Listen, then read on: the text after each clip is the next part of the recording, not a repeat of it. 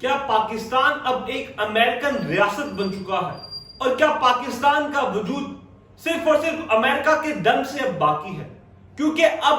پاکستان کی سالمیت کو نئے چیلنجز درپیش ہیں، اور یہ چیلنجز کسی اور صورت میں نہیں، یہ چیلنجز پہلے بھی موجود تھے لیکن اب کھل کر سامنے آ گئے ہیں۔ کسی زمانے میں سعودی خطوط آیا کرتے تھے، پھر قطری خطوط آنے لگے، اور اب امریکن خطوط آنے لگے ہیں۔ پہلے پاکستان کے خلاف انڈیا امریکہ میں جا کر سازش کیا کرتا تھا، اب پاکستانی ہی پاکستانیوں کے خلاف امریکہ میں بیٹھ کر سازش کرتے ہیں، لوبنگ کرتے ہیں۔ جی ہاں، پاکستان تحریک انصاف کو ایک اور خط موصول ہوا ہے، اور پاکستان تحریک انصاف کی جو مدد ہے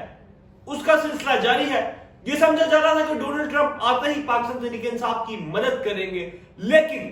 قصہ اب کچھ اور نکلا ہے، اور ڈونلڈ ٹرمپ کے آنے سے پہلے ہی پاکستان تحریک انصاف کے لیے مزید امداد کا سامان اکٹھا ہو چکا ہے۔ پاکستان تحریک انصاف کو بڑی شدید قسم کی امیدیں تھی ڈونلڈ ٹرمپ سے کہ ڈونلڈ ٹرمپ آتے ہی ان کے سروائیول کے لیے کچھ کریں گے۔ شاید ہوا بھی کچھ یوں ہی ہے۔ اب 42 مزید اراکین اسمبلی نے جو ہے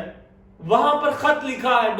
اور یہ دفعہ جو بائیڈن صاحب کو خط لکھا گیا اس میں کہا گیا ہے کہ پاکستان کے مقبول ترین لیڈر جیل میں موجود ہیں اور ان کے لیے آواز نہیں اٹھائی جا رہی۔ پاکستان میں انسانی حقوق جو ہیں وہ شدید پامال کیے جا رہے ہیں، اس کے لیے بھی آواز نہیں اٹھائی جا رہی۔ میں آپ کو بتاتا چلوں کہ پاکستان تحریک انصاف نے مجھے کیوں نکالا سے لے کر مجھے کیوں نہیں نکال رہے تک کا سفر طے کر لیا ہے، اور پاکستان کا جو سائفر لہرا رہے تھے پاکستانی، اب اسی سائفر کے نیچے پاکستان تحریک انصاف مدد کی بھیک مانگ رہی ہے، اور اب پاکستان تحریک انصاف ایک اور امداد کی منتظر ہے، اور یہ امداد آخری امداد ہوگی جو ڈونلڈ ٹرمپ کی طرف سے ہوگی۔ ڈونلڈ ٹرمپ کے آنے سے پہلے جو بائیڈن جو کہ اب اپنے تمام تر پیک اپ کر رہے ہیں،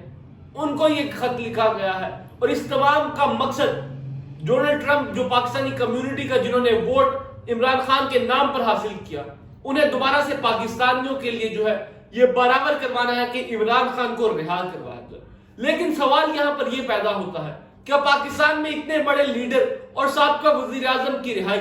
صرف اور صرف ڈونلڈ ٹرمپ کی ایک کال سے ممکن ہو سکے گی، یا پھر امریکن تسلط زدہ پاکستان اب کتنی دیر مزید چلے گا؟ پہلے تو یہ کہا جاتا تھا کہ پاکستان کی سالمیت کو خطرہ ہے، اب تو میڈیا میں عام نظر آ رہا ہے کہ پاکستان کے پاس سالمیت ہے ہی نہیں، اور پاکستان صرف ایک پپٹ بن چکا ہے جو ایک جگہ سے دوسری جگہ سے تیسری، اور جس کو ہینڈل کرنے والے ہیں جیسے چاہتے ہیں اسے ہینڈل کرتے ہیں۔ یوں لگتا ہے کہ ہمارے ہینڈلرز کی رسی کہیں اور سے ہینڈل ہو رہی ہے، اور پاکستان کے لیے انتہائی شرمناک لمحہ یہ ہے کہ پاکستان کے اپنے ذاتی جو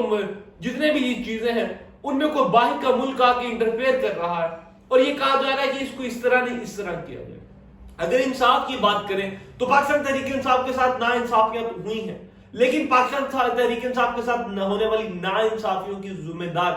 اکیلی اسٹیبلشمنٹ نہیں بلکہ پاکستان تحریک انصاف خود بھی ہے۔ پاکستان تحریک انصاف جس طرح 2018 میں اقتدار میں آئی، یہ بھی ایک شرمناک عمل تھا، لیکن اب جو چل رہا ہے یہ بھی کسی شرمناک عمل سے کم نہیں۔ پاکستان تحریک انصاف کھلم کھلا یہ کہہ رہی ہے کہ امریکہ ہماری مدد کرے گا۔ پاکستان تحریک انصاف کے لوگوں کو یہ ہے، اسی سلسلے میں آج امریکن کونسلیٹ سے ملے ہیں بیرسٹر سیف، اور بیرسٹر سیف نے یہ واضح کیا ہے کہ وہ بانی پاکستان تحریک انصاف کی رہائی چاہتے ہیں۔ سو بانی پاکستان تحریک انصاف جو ہے عمران خان صاحب کی اس قدر امریکہ سے جو محبتیں ہیں، یہ ایک واضح جو ثبوت ہے پاکستان جو پی ڈی ایم جماعتیں ہیں کہ اب آنے والے دن ان کے لیے بہتر نہیں ہونے والے، اور شاید اب پی ڈی ایم اور باقی جماعتوں کو ہوش کے ناخن لینے چاہیے۔ میرے خیال سے آنے والے دن پی ڈی ایم کی جماعتوں کے لیے سخت ہوں گے۔ آپ کی کیا رائے ہے؟ کمنٹ سیکشن میں ضرور